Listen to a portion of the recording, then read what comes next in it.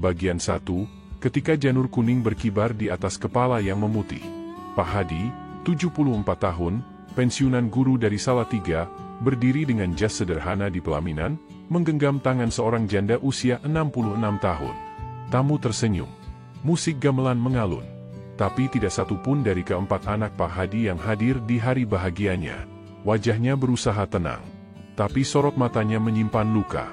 Di balik senyuman yang dipaksakan, ada gejolak batin yang hanya dimengerti oleh orang-orang seusianya yang berani mengambil langkah serupa. Banyak orang bilang, cinta itu buta. Tapi di usia 70 ke atas, cinta bukan hanya buta, tapi juga membingungkan. Apakah ini jalan menuju bahagia, atau justru awal dari derita yang tersembunyi di balik tirai pernikahan senja? Menikah lagi di atas usia 70. Kenapa masih ingin? Usia 70 tahun lebih. Rambut memutih. Otot melemah. Anak sudah besar, cucu bahkan sudah kuliah. Lalu, mengapa masih ingin menikah lagi? Inilah pertanyaan yang menghantui banyak kalangan. Sebagian bilang itu naluri. Sebagian menyebut nafsu yang tersisa. Ada juga yang menyindir soal kebutuhan dapur dan kasur. Tapi tidak sedikit pula yang menganggap itu adalah pencarian sejati akan teman sehidup semati, seseorang yang bisa menemani sisa usia, sekaligus menyeka air liur saat koma datang. Tetapi, apakah semua itu sepadan dengan risiko yang harus ditanggung? Data menunjukkan, lonjakan pernikahan lansia meningkat. Menurut laporan Badan Pusat Statistik tahun 2024, jumlah pernikahan kedua, atau lebih, pada usia di atas 70 meningkat 18% dibanding 5 tahun sebelumnya. Lonjakan ini didominasi oleh para duda, dengan persentase 63% pria versus 37% wanita. Catatan, tingginya harapan hidup dan kesepian setelah pasangan wafat mendorong lansia untuk mencari teman hidup baru, tulis laporan Kementerian Kesehatan. Namun, fakta ini tidak serta-merta berarti keputusan itu bebas dari masalah. Tensi awal, ketika cinta senja bertabrakan dengan realita. Pak Hadi bukan satu-satunya. Bu Murni, 72 tahun dari Bekasi, menikah kembali setahun setelah suaminya wafat. Saya hanya ingin ada yang membukakan toples selai tiap pagi, katanya pelan. Tapi setelah menikah, hidupnya justru lebih sepi. Anak-anak menjauh, cucu-cucunya dilarang berkunjung. Saya dianggap egois, padahal saya hanya ingin hidup yang tenang, ujarnya sambil menatap dinding rumah kontrakan kecil yang jauh dari rumah lamanya. Apa yang salah dari keinginan untuk bahagia di usia senja? Episode baru atau awal derita? Video ini akan mengungkap fakta-fakta mengejutkan. Bagaimana tekanan keluarga bisa membuat lansia stres pasca menikah? Konflik harta yang sering muncul bahkan sebelum akad. Nafsu biologis yang tidak dibicarakan, tapi nyata. Dan mengapa sebagian pernikahan senja berakhir lebih cepat dari yang diduga? Menikah itu mudah, tapi mempertahankan harga diri di mata anak-anak setelah menikah, itu yang berat, ujar Pak Karto, 75 tahun dari Yogyakarta. Apa yang akan Anda pelajari dalam video ini? Cerita nyata dari 5 lansia yang mengalami konflik setelah menikah. Data ilmiah dan psikologis tentang kondisi mental lansia pasca pernikahan. Tips bijak jika Anda atau orang tua Anda mempertimbangkan menikah lagi di usia senja. Kesimpulan akhir, keputusan siapa yang paling disesali? Tonton sampai akhir, karena satu keputusan bisa mengubah seluruh hidup Anda. Bagian 2, konflik dalam pernikahan senja, nafkah, nafsu, atau naluri. Pernikahan di usia muda banyak bicara tentang cinta dan masa depan. Tapi pernikahan di usia senja lebih sering bicara tentang nafkah, nafsu, dan naluri bertahan hidup. 1. Nafkah, siapa menanggung siapa? Pak Samin, 76 tahun, pensiunan pegawai negeri di Tegal, menikah lagi dengan seorang janda 62 tahun yang tidak punya penghasilan tetap. Awalnya saya senang, ada teman ngobrol, ada yang masakin. Tapi belakangan, saya mulai stres. Uang pensiun saya langsung habis di pertengahan bulan. Saya gak berani cerita ke anak-anak. Mereka sudah melarang sejak awal. Tidak semua pernikahan senja punya latar belakang ekonomi yang stabil.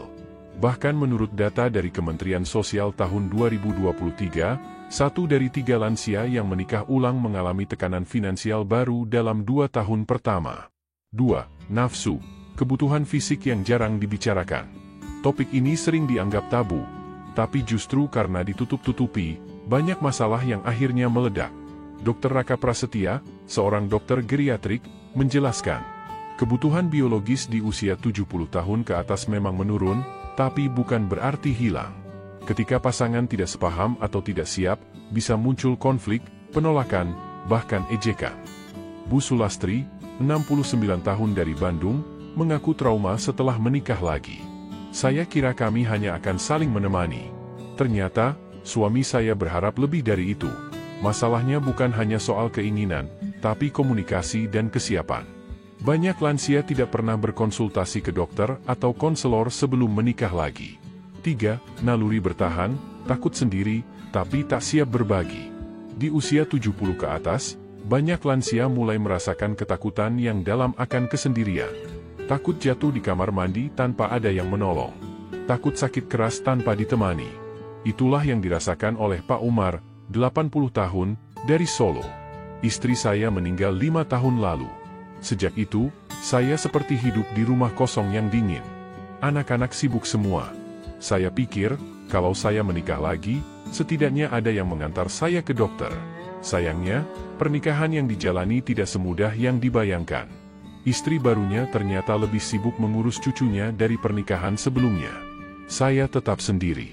Tapi sekarang saya tidak bisa mengeluh, karena sudah membuat keputusan sendiri. Di sini Anda harus bertanya, apakah keputusan menikah lagi di usia 70 tahun ke atas benar-benar berasal dari kebutuhan emosional? Atau hanya pelarian dari rasa takut akan sepi? Apakah pasangan yang Anda pilih benar-benar siap menemani Anda, atau hanya membawa Anda ke dalam drama baru yang melelahkan? Karena di usia ini, Anda tidak sedang membangun masa depan. Anda sedang menjaga sisa hidup agar tetap damai, tenang, dan penuh makna. Dan di titik ini, satu keputusan saja bisa membuat seluruh keluarga ikut terombang-ambing. Maka dari itu, jika Anda merasa video ini membuka mata, jangan ragu untuk like videonya, subscribe ke channel Kebijaksanaan Lansia, dan bagikan video ini ke teman, saudara, atau grup lansia yang Anda kenal.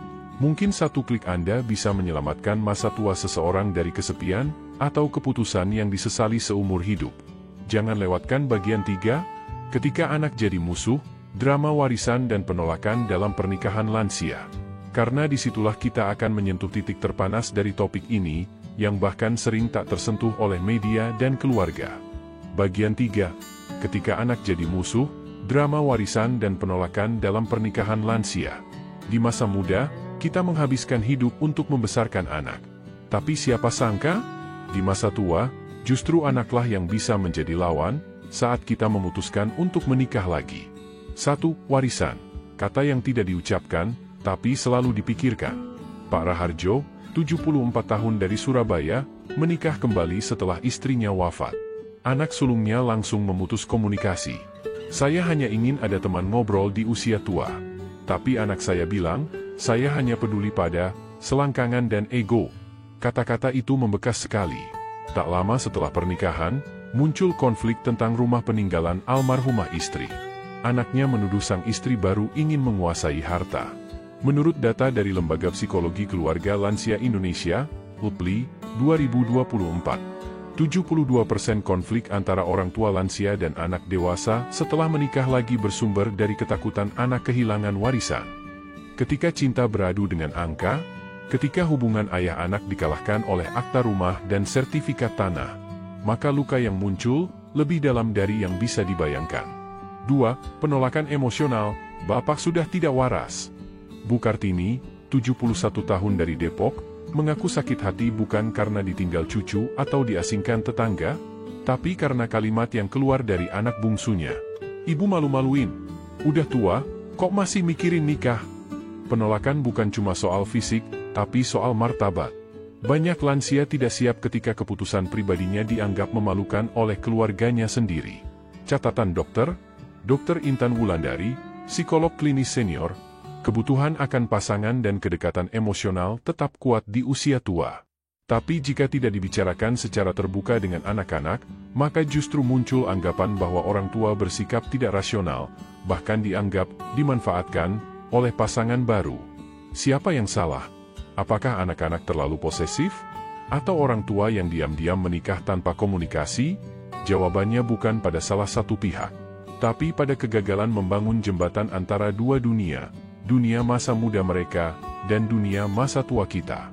Testimoni nyata, Pak Hasyim, 78 tahun dari Makassar. Saya pikir saya punya hak atas hidup saya sendiri. Tapi setelah menikah lagi, anak saya keluar dari rumah dan tidak pernah pulang. Sekarang saya tidak tahu, apakah saya menang karena punya pasangan, atau kalah karena kehilangan anak kandung. Maka dari itu, sebelum memutuskan menikah lagi, jawablah pertanyaan ini dengan jujur. Apakah Anda siap menanggung konsekuensi emosional jika anak-anak menolak Anda? Apakah Anda sudah bicara dari hati ke hati, bukan hanya mengumumkan keputusan sepihak? Karena bagi sebagian orang, pernikahan bukanlah bentuk kebahagiaan, tapi awal dari kesepian yang lebih dalam. Ingin suara Anda didengar? Jika Anda seorang lansia yang pernah menikah lagi, atau anak yang orang tuanya menikah di usia senja, tulis cerita Anda di kolom komentar. Cerita Anda bisa menjadi cermin dan pelajaran bagi ribuan keluarga lainnya. Mari kita lanjutkan ke bagian selanjutnya. Bagian 4. Antara cinta dan kebutuhan, apakah pasangan Anda benar-benar tulus? Kalau dia mencintai saya, kenapa setelah 3 bulan menikah, semua tabungan saya habis? Pak Harun, 76 tahun, Bandung. Lubang yang tak terlihat, cinta atau kepentingan? Menikah di usia senja sering dipenuhi oleh harapan. Ada teman bicara, ada yang merawat saat sakit, ada yang menemani hari tua. Tapi bagaimana jika semua itu hanyalah topeng? Dr. Eko Supriyanto, dokter sekaligus konsultan pernikahan lansia, menyebutkan, banyak lansia yang mengalami eksploitasi emosional dan finansial dalam pernikahan kedua. Mereka tak menyadari bahwa pasangan baru punya agenda tersembunyi, seperti mengincar aset, pensiunan, atau sekadar tempat tinggal. Kisah nyata, istri kedua yang hilang setelah ATM kosong.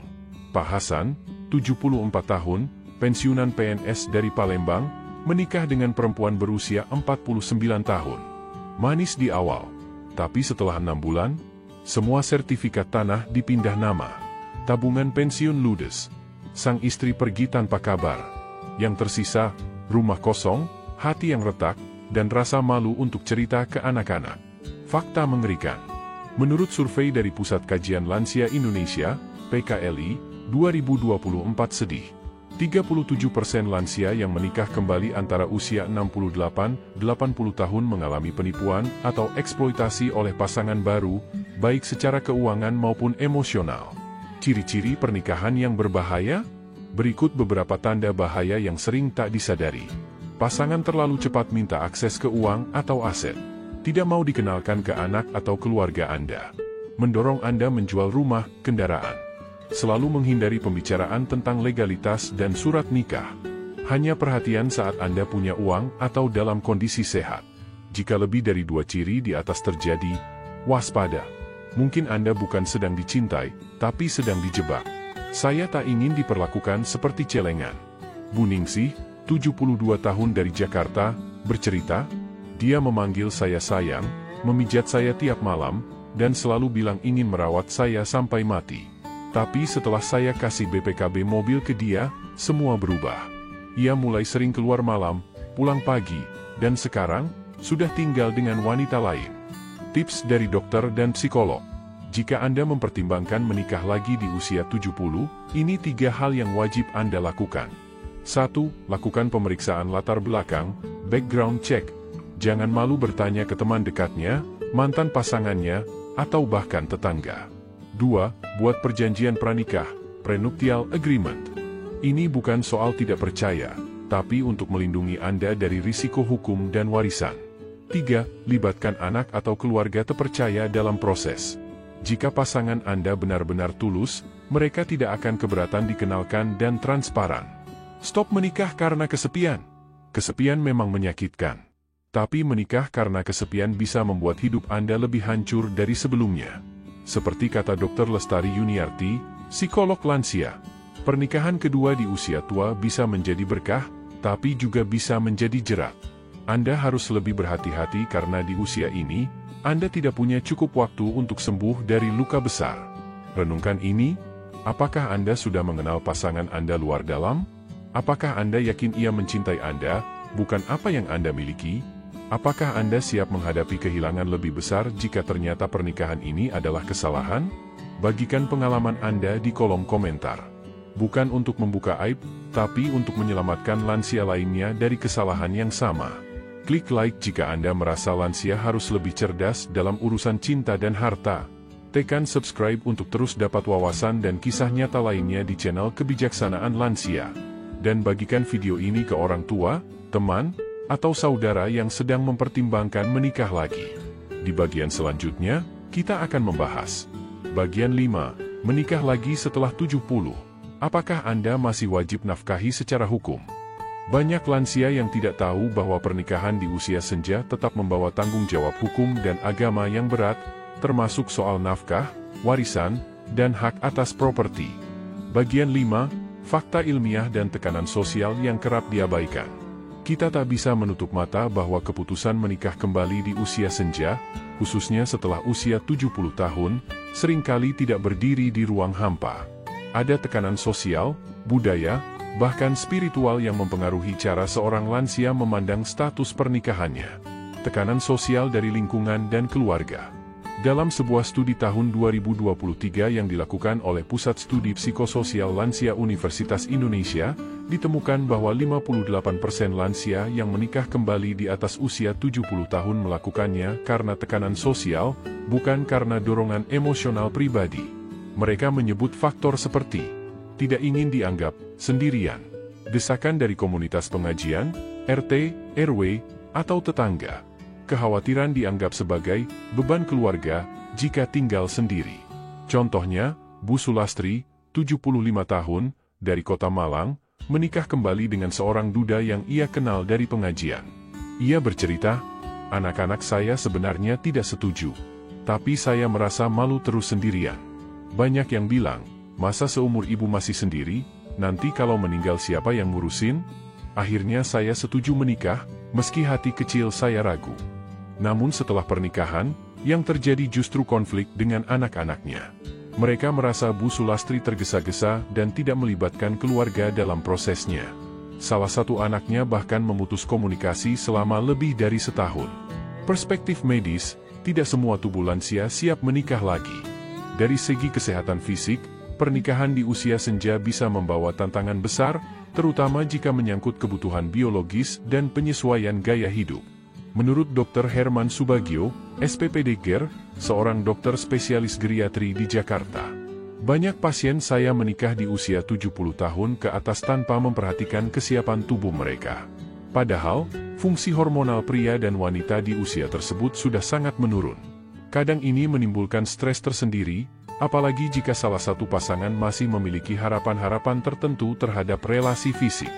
Tidak hanya itu, pasangan baru yang menikah di usia tua juga sering mengalami masalah adaptasi dalam pola makan, kebiasaan tidur, dan penggunaan obat harian, yang semuanya dapat memengaruhi kesehatan jangka panjang mereka. Fakta kognitif, risiko penurunan fungsi otak. Sebuah artikel dari Journal of Aging and Mental Health tahun 2022 menyebutkan bahwa stres akibat konflik dalam pernikahan baru justru bisa mempercepat penurunan fungsi kognitif pada lansia.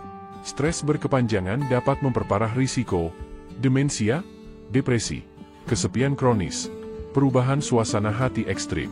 Ini dialami oleh Pak Munir, 76 tahun, dari Pekalongan, yang setelah 2 tahun menikah kembali justru didiagnosis awal gejala demensia. Istrinya yang baru, berusia 60 tahun, tidak mampu memahami kondisi psikologis Pak Munir, dan akhirnya memilih kembali ke rumah anaknya sendiri. Bagian 6 akan mengangkat konflik tersembunyi dan ketidaksetaraan dalam pernikahan senja, termasuk soal warisan, biaya hidup, dan posisi sosial pasangan dalam keluarga besar. Bagian 6, konflik tersembunyi dan ketidaksetaraan dalam pernikahan senja. Di balik akad yang tampak sakral dan pesta sederhana yang penuh harap, pernikahan di usia senja kerap menyimpan ketegangan yang tak terlihat mata. Ketika dua lansia menyatukan hidup mereka, bukan hanya cinta yang dibawa masuk ke rumah tangga, tetapi juga harta, anak-anak dari pernikahan sebelumnya, kebiasaan lama, dan ekspektasi yang belum tentu sejalan. Masalah warisan, siapa yang akan mewarisi apa? Salah satu konflik paling sering terjadi adalah soal hak waris. Pak Suparno, 74 tahun, dari Magelang adalah pensiunan guru dengan 3 anak yang telah memberinya rumah untuk ditempati di masa tua. Namun, setelah menikah kembali dengan Bu Ratna, 65 tahun, yang sebelumnya juga seorang janda, tiba-tiba muncul polemik di antara anak-anaknya. Anak saya curiga saya ingin hibahkan rumah ke istri baru. Padahal tidak ada niat sedikit pun seperti itu. Tapi sejak itu, mereka jarang datang ke rumah, kata Pak Suparno dengan mata berkaca-kaca. Banyak anak mengkhawatirkan bahwa pernikahan baru orang tua mereka akan mengacaukan peta warisan. Meskipun secara hukum waris Islam dan hukum negara sudah mengatur dengan jelas, dalam praktiknya sering terjadi saling curiga, ketidakpercayaan, dan bahkan gugatan. Ketimpangan finansial, siapa yang menanggung hidup? Ketika 2 lansia menikah, muncul pertanyaan baru yang jarang dibicarakan, siapa yang menanggung siapa? Banyak pernikahan senja terjadi antara pasangan dengan kondisi ekonomi yang timpang. Dalam kasus Bu Ratna dan Pak Suparno, keduanya sama-sama pensiunan. Tapi dalam kasus lain, sering terjadi salah satu pihak, biasanya pria, masih memiliki penghasilan atau aset, sementara pihak lain datang dengan harapan bisa dinafkahi tanpa kejelasan perjanjian keuangan. Menurut data dari BKKBN tahun 2024, 1 dari 3 lansia yang menikah kembali mengalami konflik keuangan dalam 2 tahun pertama pernikahan. Ini karena tidak adanya perjanjian pranikah, tidak terbuka soal utang piutang. Salah satu pasangan menanggung biaya hidup pasangan beserta cucunya. Ketimpangan sosial, saya tak dianggap keluarga. Ketika seorang lansia menikah lagi, pasangan barunya tidak selalu langsung diterima oleh anak-anak dari pernikahan sebelumnya. Bahkan dalam banyak kasus, pasangan baru dianggap sebagai orang luar, bukan bagian dari keluarga inti. Bu Sumiati, 68 tahun, dari Blitar pernah mengalami ini. Saya menikah dengan duda 73 tahun. Tapi anak-anaknya tidak pernah mengundang saya ke acara keluarga. Saya duduk pun seperti tamu tak dikenal. Dalam kondisi seperti itu, pasangan baru sering merasa terisolasi, dipinggirkan, bahkan diasingkan secara emosional. Hubungan keluarga pun menjadi seperti medan perang yang sunyi. Sepi kata-kata, tapi penuh tanda penolakan. Masih ada satu bagian lagi yang akan menyimpulkan seluruh kisah dan data, dan mengajak penonton merenung, benarkah menikah kembali di usia senja adalah keputusan terbaik? Atau justru jalan sunyi menuju konflik yang seharusnya bisa dihindari? Kesimpulan terakhir, bahagia itu pilihan, tapi bijak itu kewajiban. Sahabat lansia yang bijaksana, setelah kita menyimak cerita demi cerita, testimoni nyata dari Pak Harto di Semarang, Bu Sumiati di Blitar, hingga data ilmiah dan pandangan para dokter, kini tibalah saatnya kita merenung bersama. Benarkah menikah kembali di usia 70 tahun ke atas selalu membawa kebahagiaan? Atau justru menjadi jalan sunyi penuh konflik, penolakan, bahkan kesepian yang lebih dalam? Menikah itu sah, baik secara hukum maupun agama. Tapi tidak semua hal yang sah adalah hal yang bijak. Apalagi jika anak-anak tersakiti dan hubungan keluarga rusak, harta menjadi sumber perebutan dan fitnah. Kesehatan mental dan fisik Anda justru menurun karena stres baru yang muncul. Kebijaksanaan seorang lansia bukan hanya terletak pada keberanian mengambil keputusan, tapi pada ketepatan menimbang dampaknya. Sebelum memutuskan untuk menikah lagi di usia senja, jawablah pertanyaan ini dalam hati. Apakah keputusan ini akan mendamaikan atau memecah keluarga? Apakah pasangan ini betul-betul sejalan dalam visi akhir hayat, atau hanya mengisi kesepian sementara? Apakah saya siap secara mental, fisik, dan finansial menghadapi konsekuensinya? Jika jawabannya jujur dan matang, silakan lanjutkan dengan restu keluarga dan perencanaan yang baik. Tapi jika ada sedikit saja keraguan, mungkin yang Anda butuhkan bukanlah pasangan baru, tapi koneksi yang lebih dalam dengan anak, cucu, komunitas, atau bahkan Tuhan. Jika video ini membuat Anda berpikir ulang, atau menguatkan hati Anda, mohon bantu kami untuk menjangkau lebih banyak lansia di luar sana. Like video ini sebagai tanda dukungan. Subscribe ke channel Kebijaksanaan Lansia agar Anda tidak ketinggalan konten bernas dan reflektif lainnya. Dan bagikan video ini kepada teman, saudara, atau siapapun yang Anda tahu sedang menghadapi dilema serupa. Karena bisa jadi, satu klik dari Anda hari ini menjadi penyelamat bagi seorang lansia yang sedang berada di persimpangan hidupnya. Terima kasih telah menonton. Semoga Tuhan senantiasa memberi Anda kesehatan, ketenangan, dan kebijaksanaan di usia yang penuh makna ini. Sampai jumpa di video berikutnya.